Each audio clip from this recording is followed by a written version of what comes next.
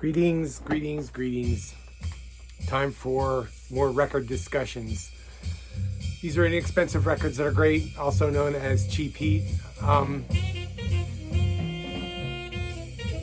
What we're listening to now is a record I've talked about in the past.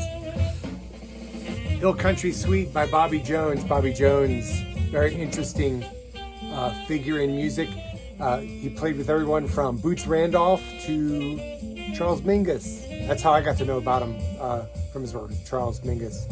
Anyway, this is a great record. It's on the Enja label, which is what we'll be talking about almost exclusively in this video. The backing band, you can see the personnel, reason enough to get it, even if you don't know who Bobby Jones is. It's a fantastic record. I love this record. Just a trio. He did another record for Cobblestone a couple years prior. This is from '74, called The Arrival of Bobby Jones. Anyway, you'll hear how great this is. So yeah, the Enja label. It's from Germany. It was distributed in the U.S. By a bunch of different independent sort of little labels. There's a bunch of represses on Inner City. You'll see some of those. There's some on Audio Fidelity Enterprises under the Enja moniker. It's an interesting label, though. It's run by a German guy named Winkelmeyer, I think, and they just did a lot of really interesting advanced jazz, all kinds of avant-garde stuff, but a lot of straight-ahead stuff, a lot of sort of international artists, which make it really interesting to me. Yeah, Horst Weber and Matthias Winkelmann were the head honchos. Anyway, great label, so much good music, some fusion type stuff I'll be talking about in a separate video, but this is sort of the more modern jazz. I don't want to say straight ahead, but like modern jazz type stuff. And I'm going to do a video on the more avant-garde type stuff. And anyway, as a sort of postscript to the last video I did on the Gramavision label, I did manage to pick up LPs of these John Carter records. They didn't cost me a ton of money, $15 a piece actually. Shadows on a Wall, the fourth in the trilogy, and Dance of the Love Ghost, which I actually have on CD already, but what the heck, vinyl is beautiful. Anyway, both these are great. One word of caution about the John Carter records on Gramavision is that there's a lot of vocals, and if you're really averse to vocals, maybe give them a listen on YouTube first. But these are both fantastic records, and they both have the great Don Preston from Frank Zappa's band on keyboards and electronics, and he goes way out on them, and highly recommend it for that reason. Okay, back to the Enja label. I was a little disappointed to see that some of the records by this guy are no longer cheap, even as issued in the U.S. on the Inner City label. This is actually something that came out originally on Enja, and it was reissued on the Century Records label. So these Enja things just pop up on all kinds of different labels in the U.S. But this is Hal Galper Quintet, and again, great personnel. Bob Moses, Wayne Dockery, and the Brecker brothers. Hal Galper, in case you don't know it, Boston area piano player. I would say his style on this record, at least through the 70s into the early 80s, is very sort of McCoy Tyner influence, very hard-hitting piano. I love it.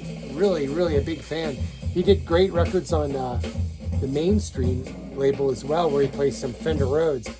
This is all acoustic though, but it's really hard-hitting, modern, sort of aggressive jazz. I really love it. He did some other records for Enja, one with Tony Williams on drums called Now Hear This. That's expensive though. I couldn't believe it. I was thinking, oh, this is a shoe-in for a great inexpensive record, but on Discogs it's like a $20+ record. This is much cheaper. This particular pressing is much cheaper, and it's great. It's great. And it, mostly original compositions, a couple of covers, a Miles Davis cover, Blue and Green, and I Can't Get Started standard, but this personality you can't miss. Hal Galper, and I would pretty much get anything I could find by him. He later changed his style and was a little bit more of a, I don't know how to put it, but he lightened up a little bit on the keys and less obviously McCoy Tyner influenced. Had more of a classic sound. He's still around today, I believe. He's probably well into his 80s. Had a chance to see him live, and he was fantastic. That was like 20 years ago, though. Anyway, this record I've talked about before. After showing you the top of my head, I've talked about this record in the past. It's also an Enja reissue, and it's Close Encounter, Franco Ambrosetti Quintet featuring Bennie Wallace. And this is just another killer modern jazz record, very high energy. Again, Bob Moses on drums, Mike Richmond, George Gruntz on piano, and Franco Ambrosetti on brass, and Bennie Wallace on saxophones. Now, if you don't know about Bennie Wallace, he recorded very extensively for the Enja label. And I have to say, I've got 3 of his records, 2 or 3 of them. He also later recorded for Audio Fidelity, sort of a audiophile label. He also recorded for Blue Note. I don't kind of know what happened to him. He's sort of a tough Texas tenor type, hard-hitting, very, sort of post-Coltrane, muscular tenor player. This is a great record. Again, look at that lineup. You don't even have to wonder about this one before buying it. It's a fantastic record. Big Jim's Tango by Bennie Wallace. He seems to have faded a little bit into obscurity after really hitting a high point in the 80s. A lot of these are from the 80s. And a lot of Enja stuff is also on CD. And so, this sort of bridges the gap between the CD age and the LP age. So, of course, CDs are super cheap. He did like 5 or 6 records for Enja. The only 2 I have right now are Big Jim's Tango and this one with Chick Corea on piano. Danny Richmond and Eddie Gomez are on drums and bass, respectively. And again, come on. I mean, if you go to a record store and you see this for $5, you got to buy it. You got to pick it up. It's really, really worthwhile. And Bennie Wallace is a tremendous musician. And again, the tunes are a mix between Bennie Wallace originals, it's a Chick Corea composition, and a standard or 2. Continuing with sort of the neglected U.S. jazzman theme I seem to be promoting here. Here's a guy. This particular record is neither cheap nor is it on Enja, but I just want to bring it up because it's kind of an interesting footnote. Bob Degen Trio, Celebrations. This came out on the Calig label, and the bass player on this, bizarrely enough, Manfred Eicher, the guy who started ECM Records. Strangely, Bob Degen never recorded for ECM, as far as I know. It's bizarre, isn't it? Fred Braceful on drums. Also, a reason to buy a record is if it has Fred Braceful on it. He is a wonderful and very quirky musician. Really like his playing. He plays great on that. So later in his career, Bob Degen did record a few records for Enja. The first one being Sequoia Song, which is cheap even as an import. This came out in '76.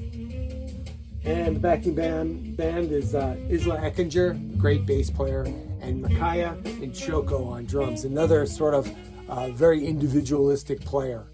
Anyway, the music here is not free jazz. It's sort of, if you like ECM piano trio stuff, you'll like this. It's a little bit more heavy hitting than your typical ECM record.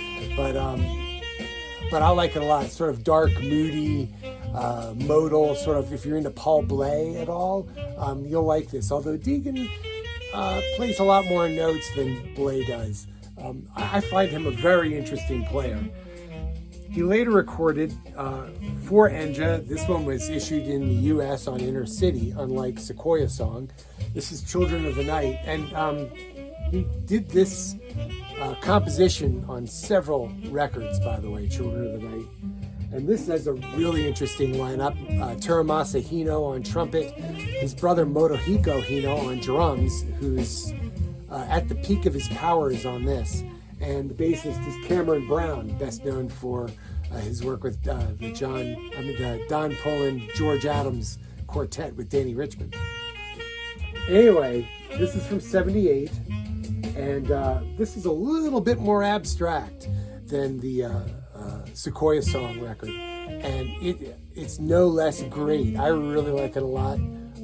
Again, hard-hitting, heavy-duty, no-holds-barred modern jazz, not free jazz. And I think all original compositions by both Degen and Teramasa Hino, plus they do an Ornette Coleman cover, without name, without number. Anyway, great record. Great record, Children of the Night.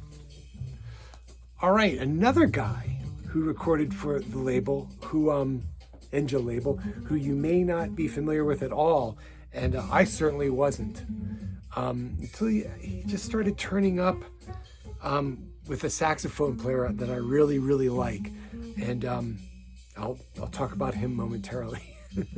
But this guy's name is Marty Cook. He's a trombonist, and this record's on the Circle label out of Germany.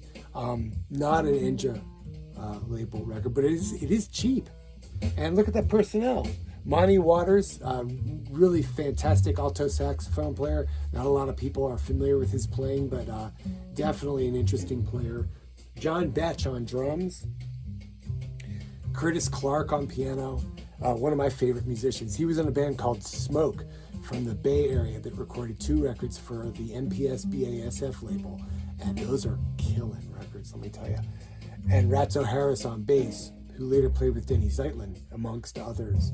Anyway, this is a cool record. It's not on Enja, but the reason why I'm talking about it is because Marty Cook did later record for Enja.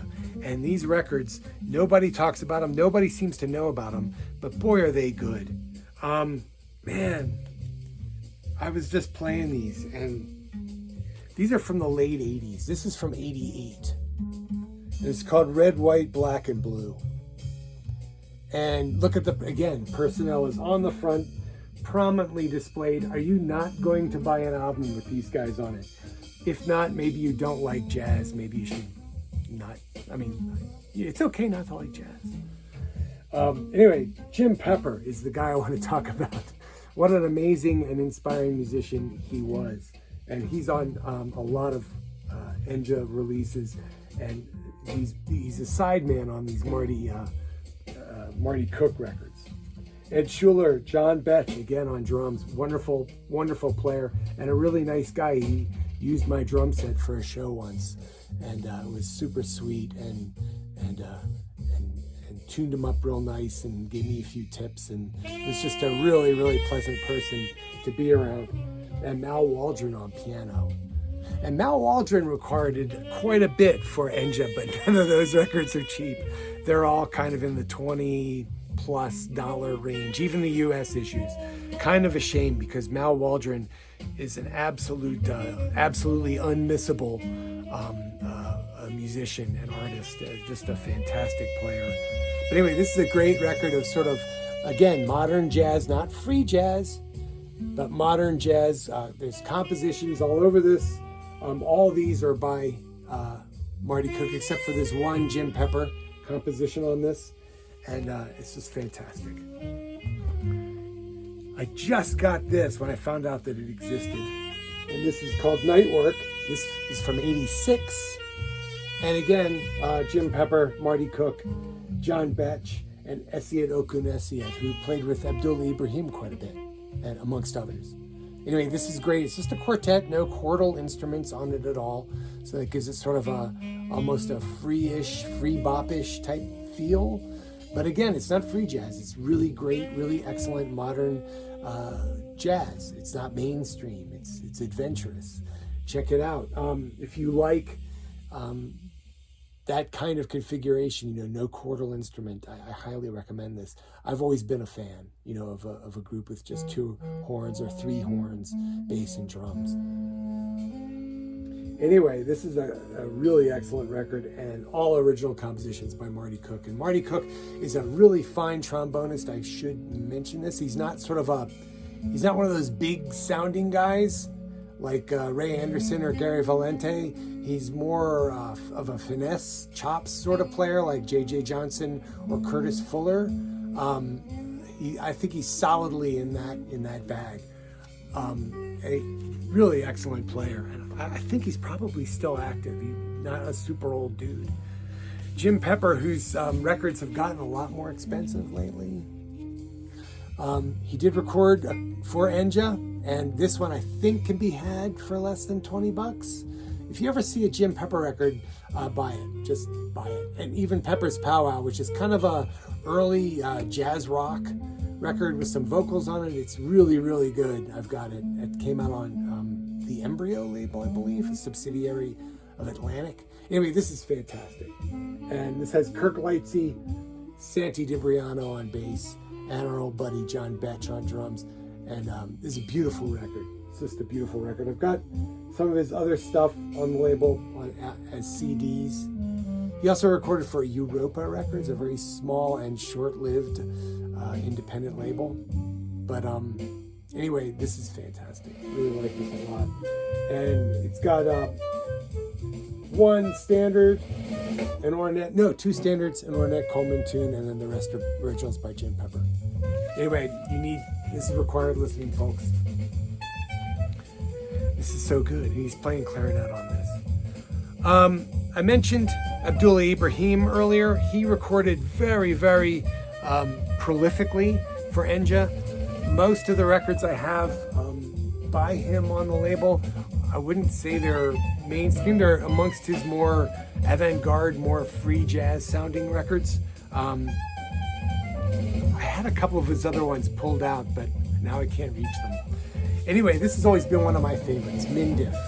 And it could almost be classified as a world music record, but then he gets into a total jazz bag on it. And I really like it a lot. And this has got a great, great lineup. Billy Higgins on drums, David Williams on bass, Bennie Powell on trombone, Craig Handy on tenor sax, and of course Abdullah Ibrahim on piano in all compositions. He's really got some of his classic pieces on this.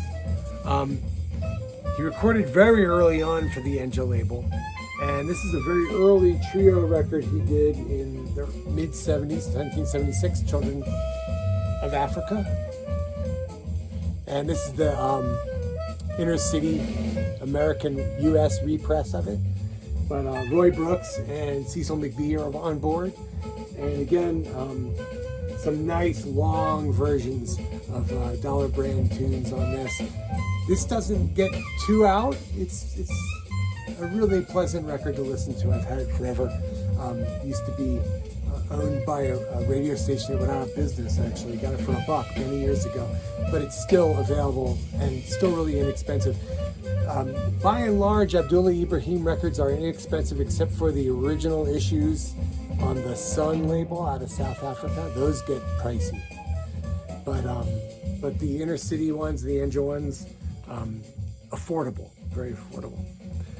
Another piano player who recorded quite a bit for the label, whose records have gone way up lately, especially the ones on Muse, is Kenny Barron.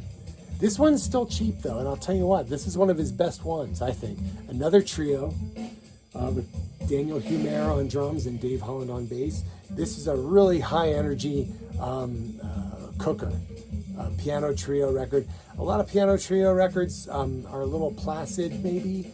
This one is not one of those. This is a high energy record and kind of balls to the wall all the way through.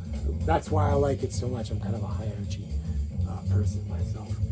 And all original compositions except for one by Curtis Lundy, but by Carmen Lundy, excuse me. And great liner notes by Michael Kuskuna. Anyway, fantastic, stellar release that you need to get. I'm going to wrap up by re-mentioning something I've recommended extensively in the past. If you're into so-called spiritual jazz, you need to own this record. It's on Enja, and it's John Stubblefield's Bushman song. And this is just one of those records that seems to fly under the radar no matter what anyone says or does about it. And it's just, it's really a beautiful record.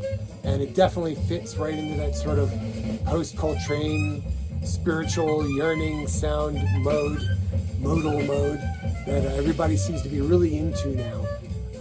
And again, great personnel, Jerry Allen on piano, Charnette Moffett, Victor Lewis, and Mino Sinaloo. There's a little bit of DX7 on this, which I hate. Cannot stand that instrument. But it's minimal. And actually, Jerry Allen makes it sound good. That's how great she was. Anyway, highest recommendation. All these records should be fairly cheap and actually fairly available, whether or not you shop online or if you live in a big city and there's a nice big record store near you. You should definitely seek them out. The Enja label is a bubbling garden of goodness. Let me tell you, it just, you almost can't miss.